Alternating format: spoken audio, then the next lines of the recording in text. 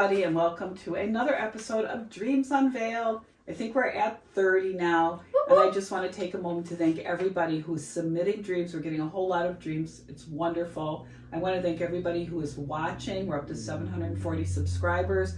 I'm glad this content is helpful to people, and I want to thank Melissa and Brooke and Bill and all the people that help create this. I know it's not like the highest quality Lucasfilm you've ever seen or anything but it's like that. good and entertaining. But we're getting there.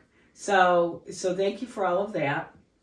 Today's dream was submitted by Jackie, and we're going to get right to it. I'll read the dream, and we'll go over it.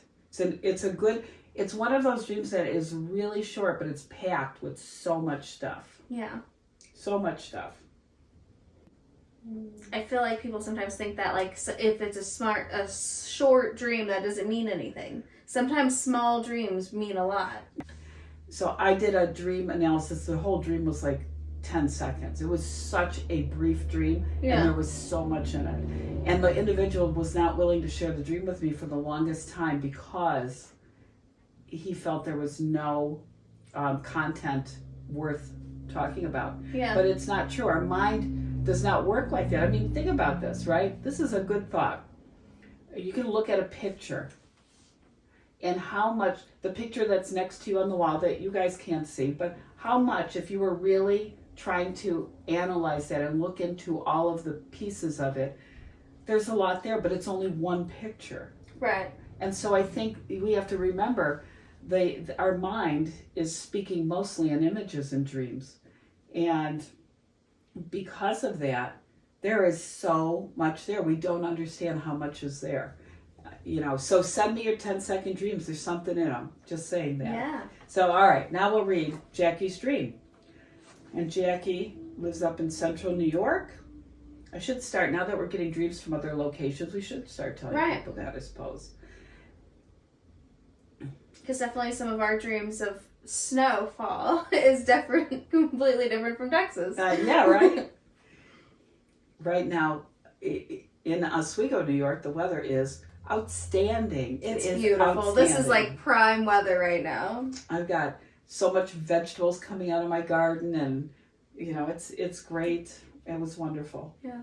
So anyway, in the 70s. I know. Love it. But I could do those 80s. I'm okay with that. Yeah. I'm okay with that. All right. So here it is. Isabel and I, this is Jackie's dream. Isabel and I were outside at her lemonade stand, and we were sitting and waiting. A garbage truck came up and two men got out acting chill, but I could tell something wasn't right. One of them asked Isabel to come around to the front of the table to see something. That's when I got up and stepped in between them, and the guy still pursued Isabel, and I kept telling her to go inside. Then I woke up. So that dream probably didn't take long, but there is an awful lot in there. Yeah, as a mother, I get that feeling of like, oh, I know. Someone's coming to my daughter, you a lemonade stand, kind of like, she's selling stuff, you're thinking, oh, sweet, and then creepy guys come. Well, and here's the thing. Isabel is really Jackie. Oh. Isabel represents some aspect of Jackie. Most of the dreams when we are dreaming about our children, not that they can't be. Yeah. I had another mom that had a dream, a real violent nightmare about her child, and what was so profound in that dream is that it was actually about her as a child, and it was triggered by events happening to her as an adult. Yeah. So her child's her childlike presence, or no, I don't know how am I saying this? I would actually her mind's say thinking. Yeah, her childhood. There you go. Yeah. There you go. So because dreams are in images, and a lot of times an image can have multiple meanings, which and I think is going to be the case in this dream. Yeah. So it's a pretty cool thing. It really goes to show the efficiency of the mind. That we have to write. I wrote a book. It's not even a big book, but it's got well over 150 pages. Yeah. And maybe not well over, but that's okay. Rough. But I had to go through and write all of that out. In my dream, it could have taken like 8 images. to convey the whole contents thing, of the book. So I think that, we have to really be thoughtful about that. So this dream's packed. I love little dreams. Give me little dreams. Give me little weird dreams. Right. Miniseries. I love it. Dreams. I know. They're awesome. So let's just tear this apart. Yeah. And go into it. And then we can maybe, get a little bit of an understanding about what's going on. And the other thing I will say is that, I have to really do a lot more conversing. In the beginning when we were doing these, it was all people I knew. Right. So I had a lot of insight into them. Now it's not all people I know. So, right. So that's actually been a whole different part of the process, and I've loved that journey. Right. So, and you get to talk to them a little bit about their, what's happening going on in their real life. So it's kind of cool. You get to meet different people too. I know, it's awesome. So Jackie and Isabel are outside by the lemonade stand, which I thought, oh, that's so sweet. Right, I know. I was like, oh, I lemonade love stand. small town lemonade stands. They're awesome. Mini entrepreneurs. I never have cash when I'm going by. Kids, you need to take Venmo. I'm sure they probably might start taking those nowadays. So the lemonade stand, first of all, is a very interesting thing because it demonstrates innocence. Mm-hmm. It demonstrates entrepreneurialism, which is really important because when I was talking to Jackie is a school teacher, and I think middle school, I think she indicated, or junior high. Tough. In the school years, vamping up. Yeah. And she also has a part-time job, and she obviously has a little girl at home. So the idea, I think, of school starting is probably extraordinarily stressful to go into this new thing and make sure Isabel's all taken care of. Right. I never asked if she had any other kids, but we know there's at least one. So one. And one's enough, right? One's enough when you're stressed. So so we, but I know she has this part-time job, and now she's transitioning into her full-time work. She had this summer work that, and I think it's stressful as how that is all going to happen. Yeah. So this lemonade stand is innocence, and I think it reflects this whole job transition. Yeah, because lemonade stand, you're right in front of your house. People see your house. People see exactly what you're selling. You're really selling yourself when you're doing a little lemonade stand. Absolutely. Because there's two lemonade stands, and one's over there and one's over there. You're gonna go based on their vibes, their personality. And this dream, this little dream, just reeks of anxiety and stress. It really does. Yeah. So I think that that's really going to be a big piece of this. Now, so we have this. So the other thing is Isabel. Well, what does Isabel mean in the dream? Isabel can be a number of things. When you're dreaming of children, it's almost always about you. All of our dreams are about us. Right, yeah. So I think that's really an important aspect. So Isabel could be her inner child or inner self. We've talked about this before in other episodes. Yeah. Isabel could also represent innocence or naivety in the dream. Mm-hmm. She could also represent extreme vulnerability. She's a child. Yeah. Which I believe is probably where this is going to go, is that she's very, very vulnerable. Yeah. And her, and so now we come with the garbage guys, right? The garbage guys come up, and you would hope and assume, that these people are going just to grab some lemonade, but you always have that feeling. You're like, it's my child, I should be there, or even if it is, she's prescribing us or perceiving it as herself, that it's she comes in and kind of steps in, right, and kind of sees what's going on. So I think the big thing is Jackie knew as soon as she saw it pull up that she had a bad feeling. She knew this was not okay. There was something off. So think about garbage and the garbage men in a garbage truck, right? It's trash. It's trash. This is an imagery that connotes something very negative. That this coming is really negative. Right. This could be stress. This could be danger. It's all of that stuff. Less danger, but I think for her it is. Now, the interesting thing as we're talking about this, because we could just pretty much say, okay, It's everything that's going on in your life. Ta-da, dream's over. But Right. so I'm talking to Jackie, and we had a really great conversation. Yeah. And here are some other things that Jackie has been that she just kind of said, not even knowing that the dream was probably connected to this. Yeah. She is having some fear for, her kids. She does have more than one kid, because she said she was having some fear about her kids, because her family was getting together, and that her mom may come, and her mom is a paranoid schizophrenic, and because of that, and there's childhood trauma associated with that. that, and she was raised in a single parent household, and her mom really had some real struggles. Her mom loved her, but really had some struggles. And some of that, especially the paranoid part, really resulted in great fear and anxiety.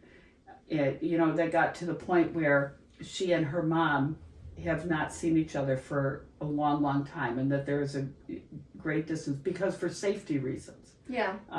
Which is sad. It is very sad, and she's very sad by it. And she was sharing that, but it really triggers a lot of trauma. It really, really difficult.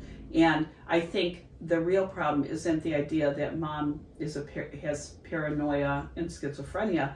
I think the real deal is she won't get treatment for it. Oh. So So that's where it became an issue. And I think she didn't go into a lot of some of the trauma that she had, but I think that she spent a lot of time being very scared. Mm-hmm. So now we understand a little bit more about that dual imagery that the mind's using in portraying Isabel, and her as, Isabel, this very vulnerable person. But on the same note, she's afraid that if her mom is coming back into the picture, that's right, or even for a short time, that her whole thought process, how do I keep my children safe? Right. So right, and then she's probably thinking, herself of how she was growing up, and then she's like, she doesn't want this happening to her child, so she's like kind of doing the protecting role. We're stepping in, being that person on, between, the garbage people or her mother, and her children and herself, really. Yeah. Yes. So I do. I like, when you said that, I was like, okay, but then I totally see it now. But and it's all of it, because in the midst of all this now, her whole life's changing because she's a school teacher. Right. And she probably has like a perspective, or, a certain way how she looks to everyone else. And if it's like a party, people are going to be coming in, they're going to be meeting her, they're going to be seeing everything, you know what I mean? Mm-hmm. Yeah, I think it could be. Yeah. I think that, the interesting thing about it is, she's got all of this stuff going on at school. She's probably has to make sure her curricula is ready and being prepared, her being classroom, equipped, transitioning jobs, trying to make ends meet, trying to have her kids ready for school. We haven't even talked about that. Right, yeah. And doing all of that and have this event coming up. Yeah. So I think that is just really overwhelming. And the thing is, she's not really, it didn't sound like she knew for a fact that her mom was going to be there, but she knew because of the type of gathering it is that there was an option, and it was quite a trigger for her. I mean, that is like, oh no, I have to watch this. I can't do this. I can't leave this. So right. So I think that that's a big deal, and I also think it really points to the impact. Complex trauma and childhood trauma are absolutely. We carry that foundation with us. Yeah. And we don't have to let it rule our lives, but it's there. Yeah. It's part of the foundation that we have, that we have come from. Right. So here's this school teacher who's living a great life, raising her kids, really enjoying things. Everything's A-okay. Yeah, everything's going great. Until some kind of a trigger. Oh my gosh, that is coming back. Right. It's like I may be in danger room. Again. Yeah. Right? Because that's been left behind. She has moved on. She seems like a very happy, very well-adjusted person. But bang, that really hit hard. And I don't think she has seen her mom for a long time.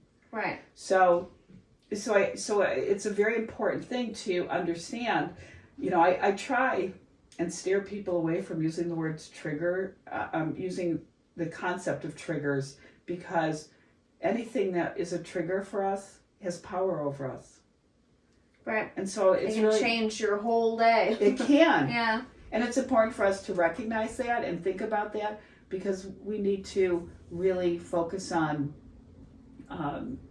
how to get rid of that power. I'm going to start getting credentialed in cognitive processing therapy, which is a new way to really look at trauma.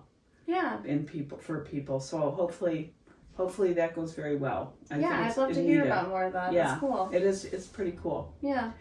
So anyway, here we are. So yes, mom stepping between. That's now where there's a cat outside the door going, screaming. Why am I not in there? I have a dream. She does dream. You know, that's like when mom's stepping in there between Isabel and the garbage men. That really is that part about protecting kids and protecting me, protecting myself. It has that dual image, you know, because she remembers of being so vulnerable, and she still feels that vulnerability in her. Yeah.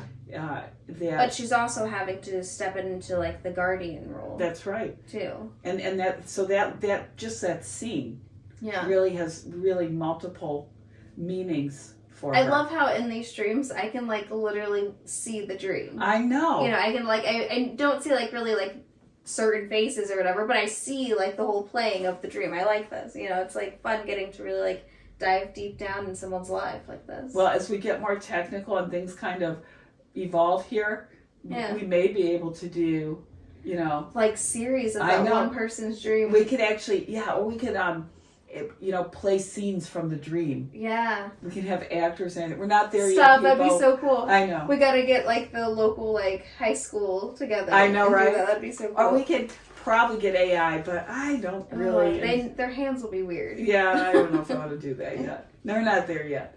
So, but anyway, so I think there's all of that in the dream. Let me see.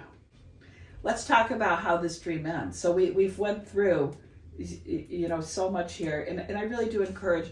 This is me. I am a licensed therapist, but I do want to encourage, if you are having dreams and there are remnants of trauma in it, if you have PTSD, you're having nightmares, there is help for that. In addition to counseling, and I encourage. Listen, I've seen a counselor. I am a counselor, and I've seen counselors. Counseling is extremely helpful. You know, if you have a good match, if you have the right person. I just really want to jump on that bandwagon right now. And I also want to say, you know, the other thing too with nightmares, and we're going to really be exploring this. I'm going to put together a little series on this, is really helping. We did something on lucid dreaming, but really being able to use the ability to lucid dream to control what's going on in nightmares. And that may actually provide some healing for people in their waking life to really take away some of the power of that fear. Because fear is very powerful. Right, because I mean, I guess you could consider this a nightmare. It wasn't a pleasant dream. Yeah. You know? The only reason I wouldn't call it a nightmare is because the dreamer in the dream wasn't. What, you know, a lot of the fear happened after. Not that she obviously was afraid, but it wasn't like I get what you're saying. Yeah, right. I don't even know how to right. It wasn't it was, you know, it was an anxiety. It was more anxiety rather than scary. Yeah. Yeah. Until it ended, and you know, I kind of got the feeling talking to Jackie that this is something she deals with a lot.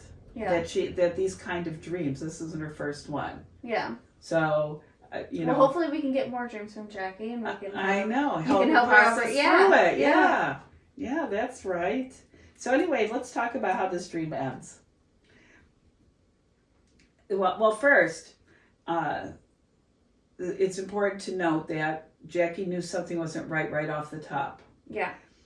One of the garbage men asked Isabel to come around the front of the table to see something, And so we don't even know what that means. We just know that that this bad situation, that this danger right was there lurking, and Jackie was very quick acting. Yeah. And I just feel like anyone who like takes your child away from the lemonade stand, it's not really appropriate. You know what I mean? So like she already had a bad feeling, and then that happens, and she's like, she knew it. You know, she knew she had to jump to it. Well, how about she jumped between that individual that was going after Isabel? She jumped between the guy and her vulnerability, her own vulnerability, her own insecurity. Right. So it took a lot of willpower. That's right. And what that shows is that there is growth. Yeah.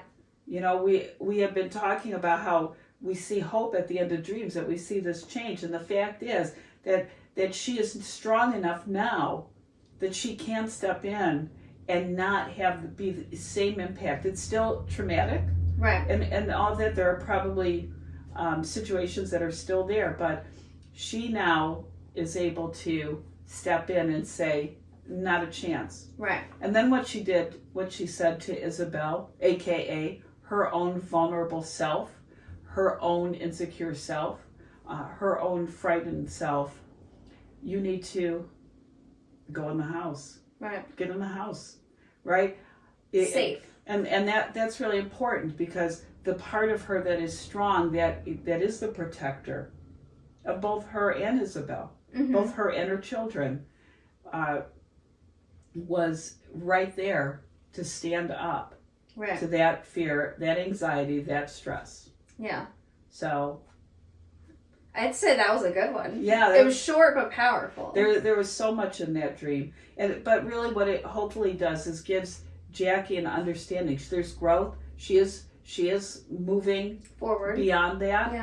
Yeah. But it is still there. The things we don't escape who we are. Right? We can choose how we incorporate them in our lives, and sometimes things require a great deal of healing. Yeah. And we're all, be open to the healing. That's really it. And actually, I think probably a number of our dreams over the next few weeks are going to really have that theme, be open to the healing. Right. And I feel like our mind is showing us that we can. Yes. That we are able, but we just have to do it. That's right. Everything that's good takes work. And sometimes, the when of a dream, a dream may happen about something old. And just like pop up. And it'll just pop up. And that may be the dream or the dreamer's mind saying, you're ready to heal. You're ready to take those next steps. Right. So I think that is a very, interesting thing. Our minds are amazing. Yeah. I'll tell you, we are wonderfully created. Our minds are so amazing. In addition to the efficiency that, our sleep time is just as active in a weird way as our waking time. Yeah. Sleep's so important too, It's one of the most important things, and we're going to actually talk a little bit about that. Do you know, new research shows you can't even lose weight without sleep. Right, because you burn calories while you sleep. And I will give a plug, just a quick plug. So there is I can't remember the name of it, Pokemon Sleep, I think is the name of it. There's a new Pokemon online game involving Snorlax. I am a big Pokemon fan, so involving Snorlax. And what you do is you put your phone by your bed, and you get an opportunity to catch better Pokemon, and you get different rewards and all kinds of things. So it's kind of like a sleep mode for if you sleep well. So the amount of benefit you get out of that transaction really depends on your quality of sleep. So hopefully kids, you're going to start really thinking about sleep. Sleep is so important. It is one of the most important things. I try and make sure I get at least 7.3 or 7.5 hours of sleep every night. And I will adjust my schedule to make sure that can happen. I know, my husband drives truck. I know that that's not available to everyone, but if you can do it, the chemical in your brain, serotonin, regulates mood, sleep, and appetite. It is all connected. Connected. So anyway, okay, there's I that like to part. get good 8 hours. I'm telling you, people should sleep. Don't underestimate sleep. Yeah. Anyway, and that's where our dreams live. So hey, Right. thank you so much for joining us. Thank you for having me. That was a good one. That's a little short one, but I like the short ones. I think they're really good. These sometimes. You know, that's pretty. Yeah. And I love lemonade stands. Me too. Even though I don't eat a lot of processed sugar, I still, right. We'll support the kids. We will support the kids. Yeah. So anyway, thank you. I hope you have an amazing day today, and I hope you have sweet dreams tonight. Like and subscribe. See you next time.